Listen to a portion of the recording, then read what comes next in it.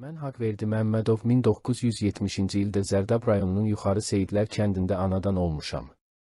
Kənd orta məktəbində təhsil aldım, 2 il Sovet ordusunda xidmət etdim. Hərbi xidmətdən qayıtdıqdan sonra bir müddət kolxozda işlədim, ailə qurdum. 93-cü ildə Milli Orduya çağırıldım.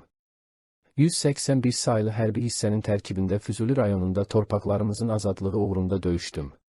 93-cü ilin dekabr, 94-cü ilin yanvar aylarında ordumuz cəbhədə uğurlar qazanaraq bir çox kəndləri düşmən işğalından azad etmişdir.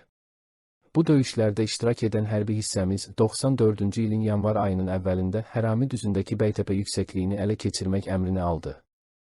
Hərbi strateji əhəmiyyətə malik olan yüksəkliyin düşmən əlində qalması olduqca təhlükəli idi. 181-ci briqadanın tərkibində olan 2 tabor Bəytəpənin alınması uğrunda döyüşsə də çoxlu itki verərək geri çəkilməyə məcbur oldu. Yanvar ayının 7-sində mənim də tərkibində döyüşdüyüm 6-cı tabor Bəytəpə yüksəkliyini ələ keçirmək üçün hücuma keçdi. 12 nəfər şəhid verdik, 23 nəfər yaralandı, lakin yüksəkliyi ələ keçirməyi bacardıq. Bu mənim də son döyüşüm oldu, 3 aylıq evlilik həyatıma da bu döyüşdə son qoyuldu. Düşmən tankından atılan mərmi düz üzərimə düşdü və torpaqlarımızın müdafiəsi uğrunda şəhidlik zirvəsinə yüksəldim.